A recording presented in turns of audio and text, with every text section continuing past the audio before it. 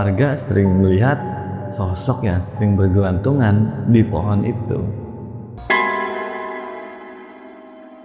Dan saya ini beberapa kali melihat sosok perempuan itu tepat sedang berdiri di depan gerbang rumah Mas yang sekarang Mas tinggali.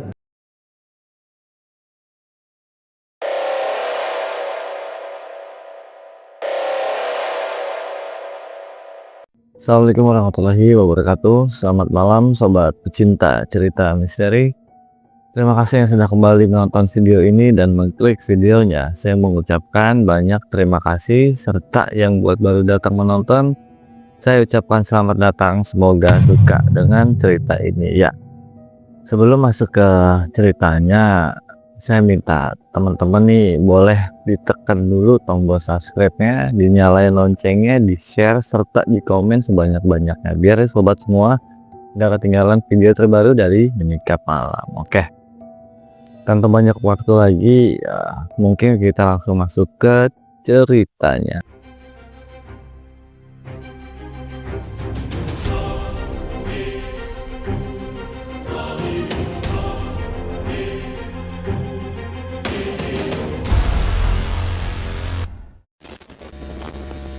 Jadi memang kisah ini datang dari teman main saya dulu sewaktu SMP, dan pengirim cerita ini biasa saya panggil dengan Mas Ilham dari Kebumen, yang dimana Mas Ilham ini dulu pernah menempati suatu rumah angker yang kurang lebih ini sudah 15 sampai 20 tahun tidak ditinggali.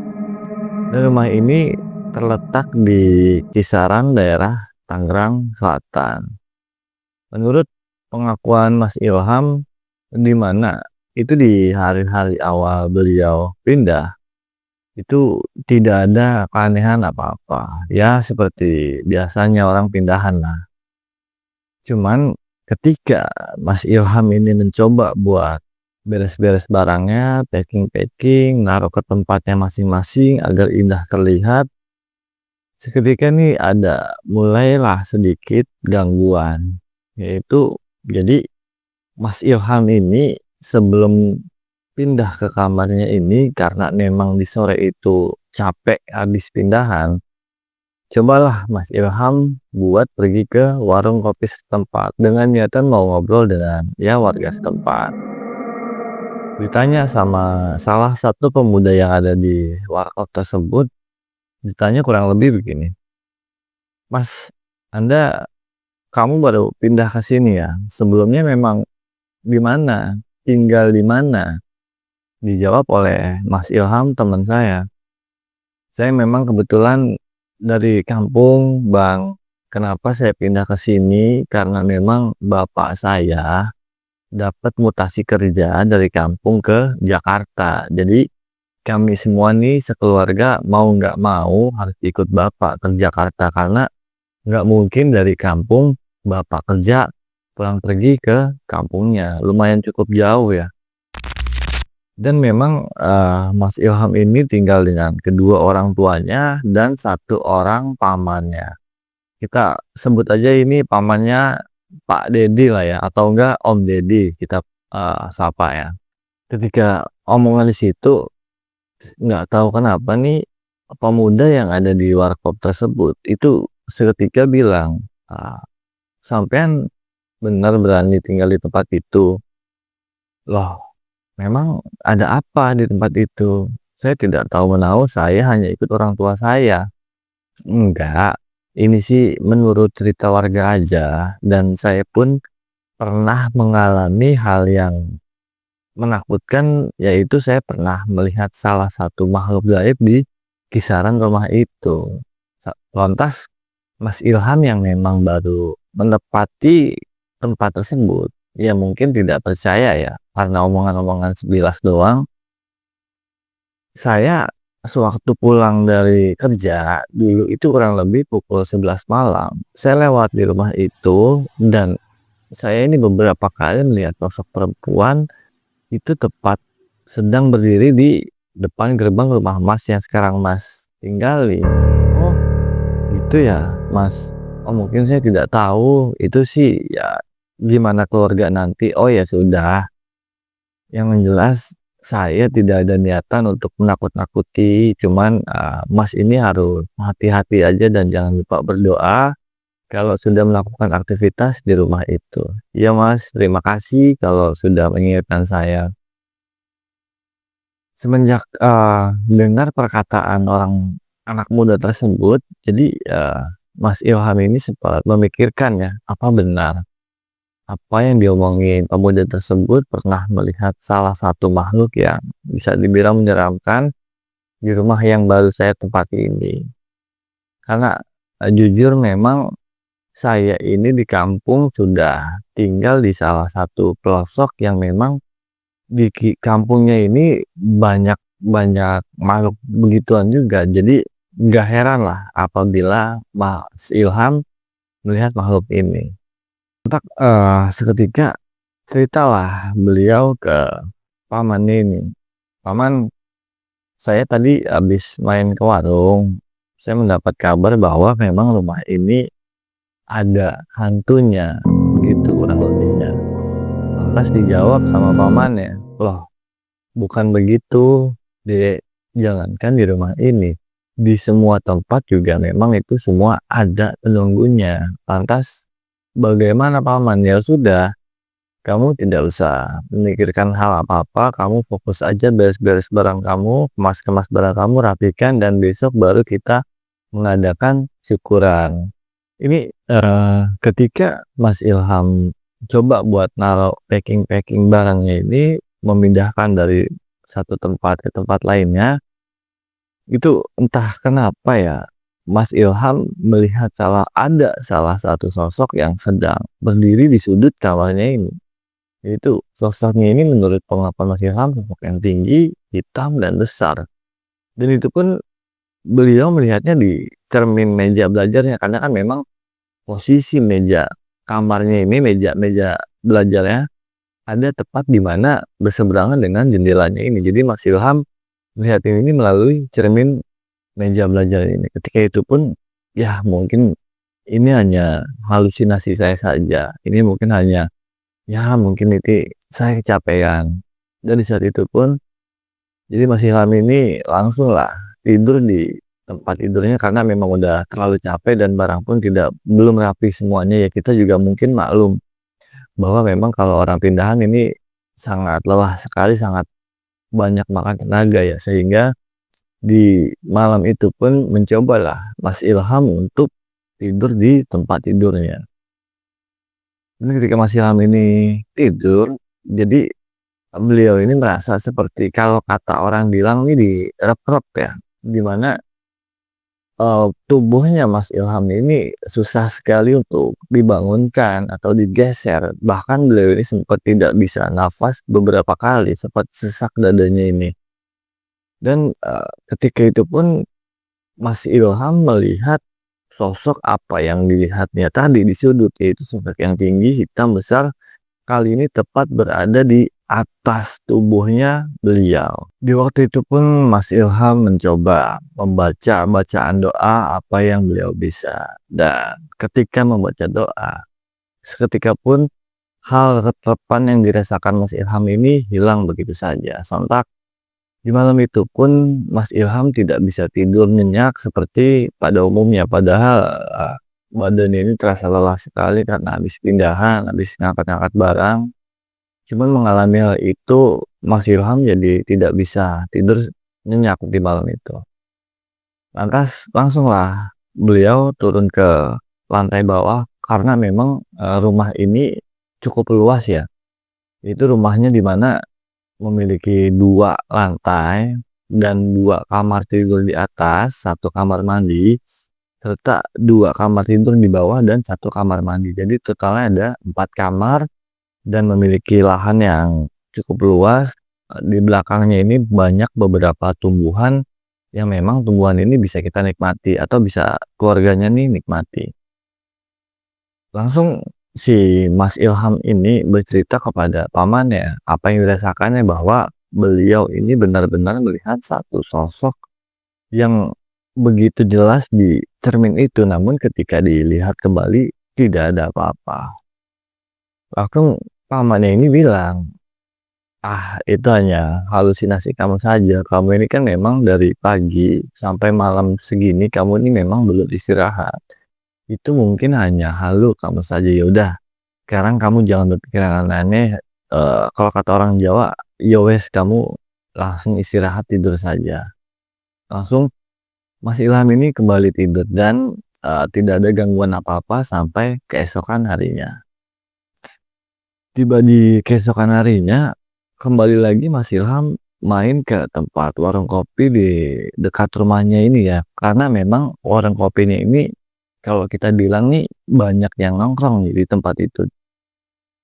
Ketika Mas Ilham coba berangkat lagi ke warung kopi itu, Mas Ilham sempat termenung sejenak ya, karena memang belum pernah seumur-umur beliau ini melihat hal-hal seperti itu. Dan memang saya sendiri juga dulu sewaktu masih satu sekolah bareng, SMP bareng, saya juga sering main ke rumahnya. Memang rumahnya ini agak besar ya, cukup besar lah pokoknya. Cuman nggak tahu kenapa keluarga ini memilih rumah itu untuk ditempati.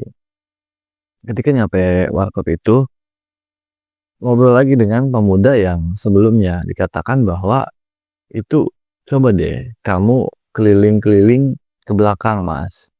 Mungkin nanti sampean menemukan salah satu tempat yang memang bisa dibilang cukup seram kalau dari jarak jauh." Lantas karena memang Mas Ilham belum sempat keliling-keliling karena waktu sudah malam, sontak setelah pulang dari warkop situ langsung dibilang nih sama Masnya ini, "Memang ada apa Mas? Di belakang rumah kamu ini coba kamu cek, di situ ada satu buah sumur tua dan di situ tuh ada satu pohon durian yang memang bisa bisa dibilang nih warga sering melihat sosok yang sering bergelantungan di pohon itu."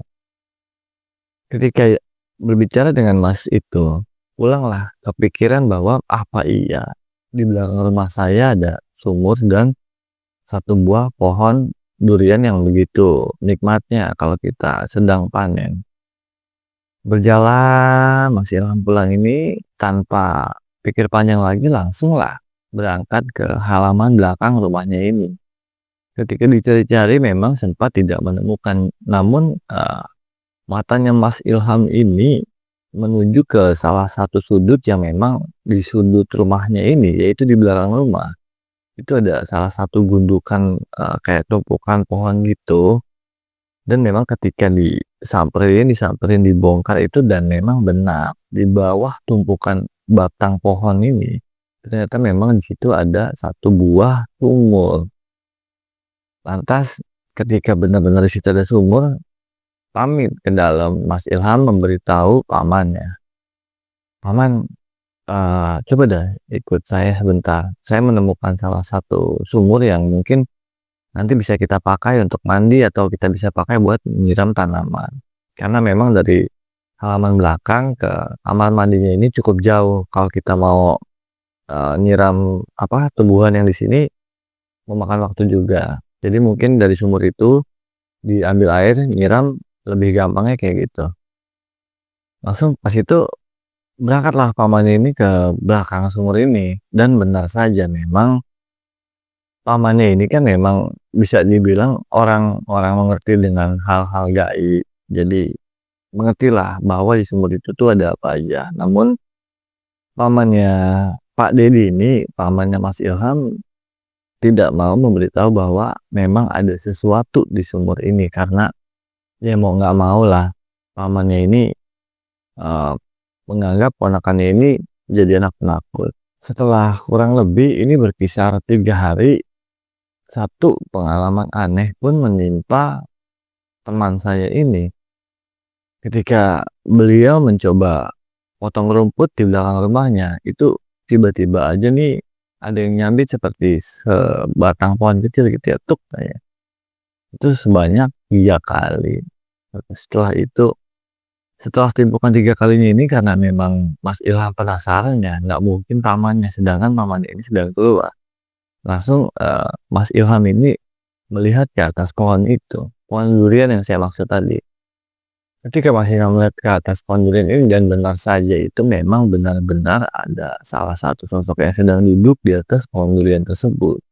Itu sore hari ya padahal, namun pengakuannya begitu jelas bahwa beliau melihat salah satu makhluk yang ya bisa dibilang menyeramkan sekali lah.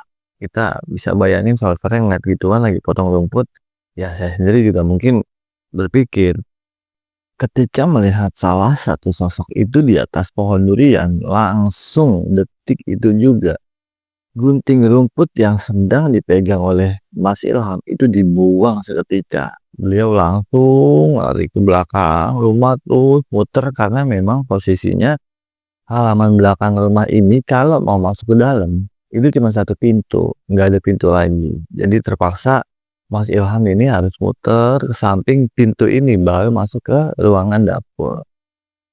Di situ kebetulan memang ada ayahnya Mas Ilham juga, dan saya kenal sekali dengan ayahnya ini, memang seorang yang sangat pemberani. Dulu saya bisa manggilnya nih Pak D. Ketika ditanya oleh ayahnya Mas Ilham, "Loh, Le, kamu kenapa lari-larian kayak gitu? Kamu habis ngapain? Habis jogging? Atau habis olahraga kamu? Kok kayaknya kamu ini seperti orang ketakutan?"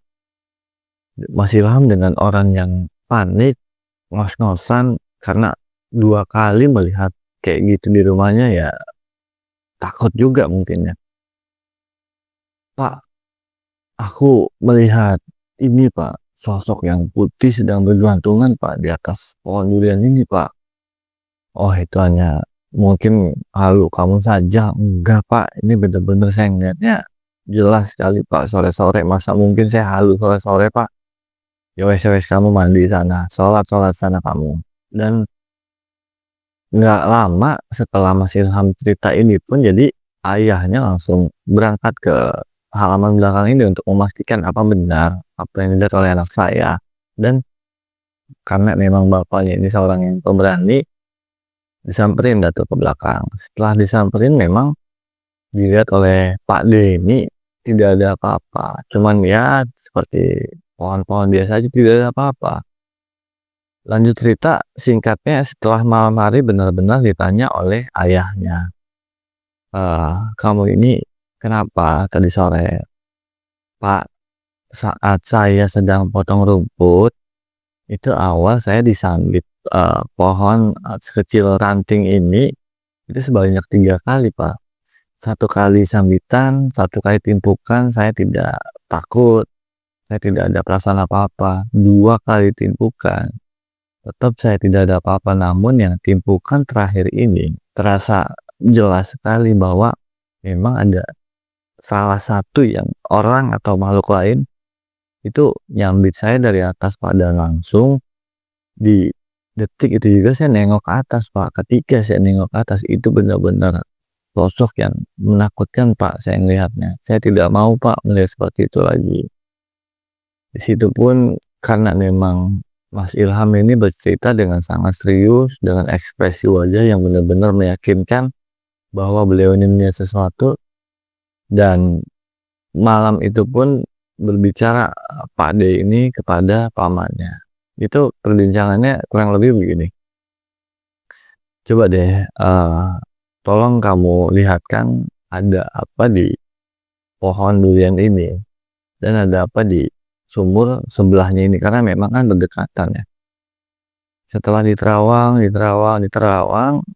usut punya usut, memang sebelum mereka tinggal di tempat ini, memang penunggu rumah itu sebelumnya memang tidak kuat, karena memang gangguan yang begitu ekstrim di rumah tersebut. Karena memang ya harganya yang murah, udah gitu juga dekat dengan pekerjaan bapaknya, lantas Pak D ini ya udahlah fix, kita nggak apa-apa nempati tempat ini ya, biarpun lama kosong, yang penting kan harganya murah, toh juga dekat dengan kerjaan saya, makanya saya memutuskan buat memilih rumah ini. Lantas gimana cara kita nih biar nggak ditongolin-tongolin lagi? Lantas bagaimana nih kita biar anak saya atau kamu atau yang lain ini tidak diganggu.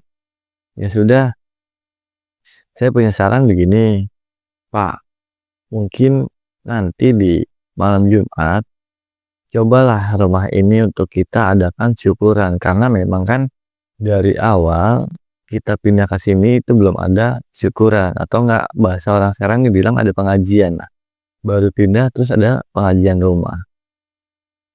Oh, itu ide bagus. Ya sudah, nanti kebetulan itu hari Senin ya, Selasa, Rabu, Kamis. Jarak 3 hari ini langsung rumah itu diadakan syukuran atau diadakan pengajian. Ya niatnya pengajian bukan untuk lain-lain ya, agar selamat, agar terhindar dari hal-hal yang tidak diinginkan. Diadakanlah pengajian itu, dan sebelumnya memang dipanggil dulu ustadz setempat, dipanggil orang-orang warga setempat lah untuk mengajiin rumah tersebut. Kurang lebih itu seketika seminggu rumah tersebut diadakan pengajian, dan alhamdulillahnya memang tidak ada apa-apa lagi. Jadi saya kurang tahu jelasnya bagaimana. Jadi Mas Ilham cerita setelah diadakan pengajian, itu benar-benar rumah saya tidak ada gangguan se-ekstrim dulu lagi ya, walaupun hanya sekedar sedikit penampakan, itu tidak se-ekstrim dulu lah. Mungkin pelajaran yang bisa kita ambil untuk cerita ini adalah bahwa memang kita nih dimanapun tempat yang kita pijak, itu mereka itu pasti ada. Dan apabila ada yang mau pindahan atau baru pindah ke tempat rumah baru, itu kalau di saya atau kalau keluarga memang diadakan pengajian untuk untuk sekedar pengajian aja agar selamat, agar nih pekerjaannya diperpanjang kontraknya, ya pokoknya agar berkah lah rumah ini, terhindar dari hal-hal yang kita inginkan. Oke, karena memang malam ini cukup udah larut, udah sekitar jam 3, saya beserta tim pamit untuk istirahat, dan memang cuaca juga di Jakarta ini memang sedang dilanda hujan, sehingga saya ini terpaksa harus pakai jaket nih biar nggak masuk angin. Oke, sobat pecinta cerita misteri, terima kasih yang sudah menyaksikan cerita ini sampai akhir. Saya pesan baik-baik, ambil hikmah dari setiap kejadian, buang jauh-jauh sisi negatifnya. Saya Oki dari Menyikap Malam pamit undur diri. Assalamualaikum warahmatullahi wabarakatuh. Menyikap malam, malam hari, jangan kemana-mana.